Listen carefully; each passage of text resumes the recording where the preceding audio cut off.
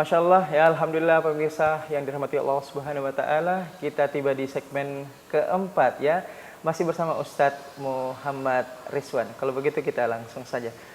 Siap. Tafadhal Ustadz, dilanjut lagi di segmen keempat ini. Silakan. Bismillah. Jadi kita lanjut pembahasan tadi bahwa jika benar-benar kita bertobat kepada Allah Subhanahu Wa Taala, maka sesungguhnya yaitu tobatan nasuha, berarti kita tobat benar-benar tobat. Jangan lagi setelah kita tobat, dan jangan lagi kembali lagi mengulang kesalahan-kesalahan yang lalu. Maksudnya taubat nasuha ya? Benar-benar bertobat gitu.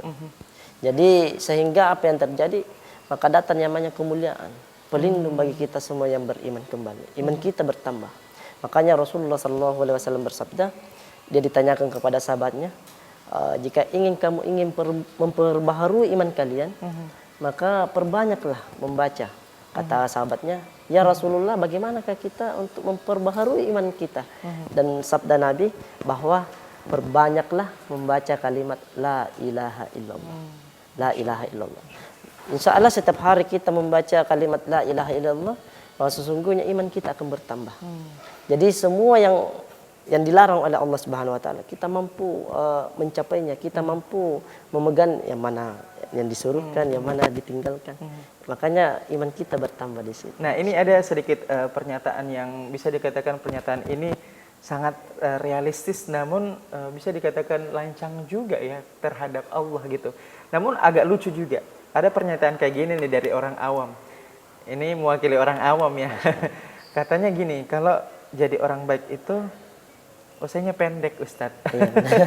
Ya, kalau orang yang berhati bersih, mulia, itu usianya pendek, Ustadz. Ya, ini survei yang tidak ada validasinya sih sebetulnya, tidak ada dalam pembukuan kayak gitu, tidak ada dalam statistik. Namun ini adalah ungkapan-ungkapan yang sangat jujur yang diungkapkan oleh masyarakat awam. Banyak yang terjadi. Ya, gitu. Dan katanya orang-orang yang jahat itu umurnya panjang. Ya.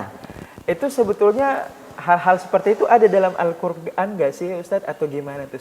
Atau itu hanya kebetulan aja atau gimana tuh?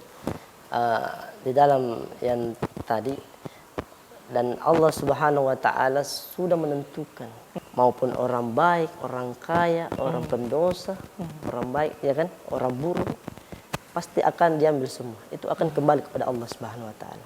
Cuma Allah yang tahu ini berapa usianya, sekian usianya.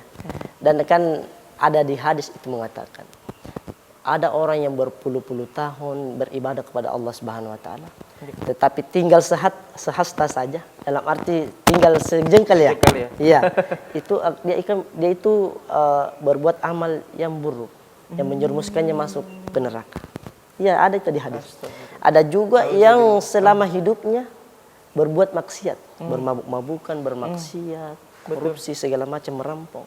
Tetapi tinggal sehasta juga dia berbuat amal yang memasukkannya ke surga.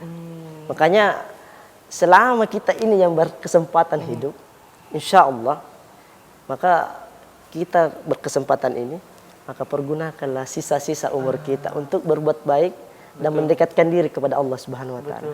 Karena tidak ada jaminan ini 100% bagi kita untuk bisa masuk di surganya, dan tidak ada jaminan juga masuk di nerakanya. Nah, ini masih ada tadi hubungannya dengan pertanyaan saya, Ustadz ya. Yang kalau kita bayangkan itu ngeri. Ngeri sekali, bahwa karena ada hal yang bisa kita kontrol, ada hal yang kita nggak bisa kontrol. Makanya tadi saya meminta ke Ustadz, apa sih tipsnya untuk pemirsa yang ada di rumah agar bisa meningkatkan nilai keimanan dan ketakwaan seperti itu. Yang jelasnya mungkin selalu mendekatkan diri aja. Bukan mungkin ya, tapi yang jelasnya mutlak mendekatkan diri terhadap Allah Subhanahu Wa Taala bagaimanapun bentuknya ya Ustadz ya. Dan tetap istiqomah. Ini yang penting nih. Walaupun berat tapi wajib. Iya. Kita memang tempatnya dunia ini penuh cobaan dan rintangan. Untuk apa? Kita mau ditahu sampai di mana kita ini menjalani berkehidupan. Sampai di mana ketakwaan kita kepada Allah Subhanahu Wa Taala.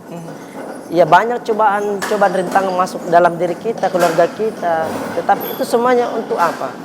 Allah ingin menguji seorang hambanya. Bagaimana dia, apakah dia lulus atau tidak dengan berkehidupan ini. Banyak di luar sana tidak lulus.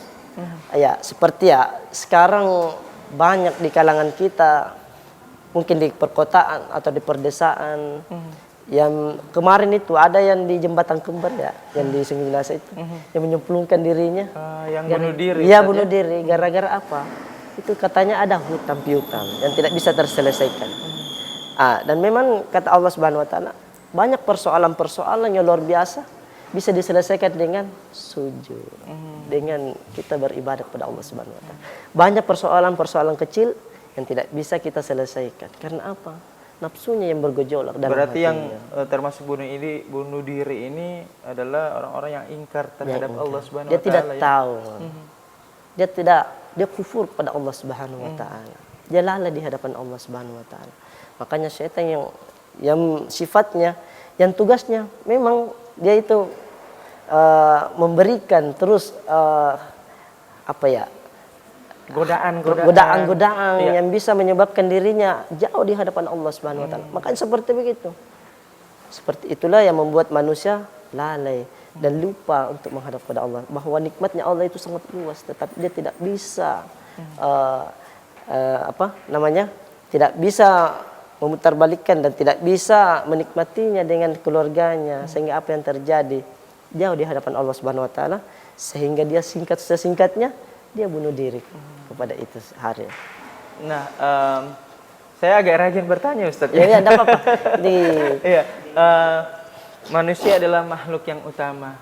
Manusia dalam hal ini adalah makhluknya atau rasnya atau bangsanya.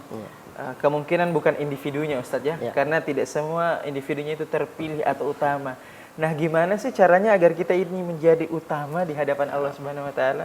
Walaupun tadi kita udah jelasin ya, pasti mendekatkan diri kepada Allah Subhanahu wa taala. Namun ini pembahasannya, istilahnya bahasanya atau redaksinya ini sangat umum. Ya. Ada nggak sih pembahasan yang lebih mungkin sederhana yang bisa dipahami oleh pemirsa yang ada di rumah, Ustaz? Jadi manusia yang makhluk utama itu di dalam Allah Subhanahu wa taala menciptakan makhluk ada 4. Yang pertama yang diciptakan oleh Allah Subhanahu wa taala, yang diberi akal oleh Allah, yaitu para malaikat. Yang kedua yang diberi nafsu oleh Allah Subhanahu wa taala, yaitu para binatang atau hewan. Yang ketiga tidak diberi akal dan tidak diberi nafsu oleh Allah Subhanahu wa taala, yaitu dunia, bulan, matahari. Dan yang keempat ini yang diberi oleh Allah Subhanahu wa taala akal dan nafsu, yaitu manusia. Manusia banyak impiannya juga realitasnya dengan beribadah kepada Allah Subhanahu wa taala. Ada juga yang jauh dari hadapan Allah Subhanahu wa taala. Manusia makhluk utama ini yaitu kita ambil dari Quran surah At-Tin ayat 4. Allah menjelaskan di sana, laqad khalaqnal insana fi ahsani taqwim. Sungguh benar saya ciptakan manusia dalam bentuk yang sebaik-baiknya. Masya Allah. Oke, baik Ustadz, kita akan tahan dulu, kita akan jeda. Berikut ini di segmen terakhir, segmen kelima. Ya, tetaplah bersama kami pemirsa dalam program Taparito Tausiah pagi hari ya, hanya di Net TV Sulsel.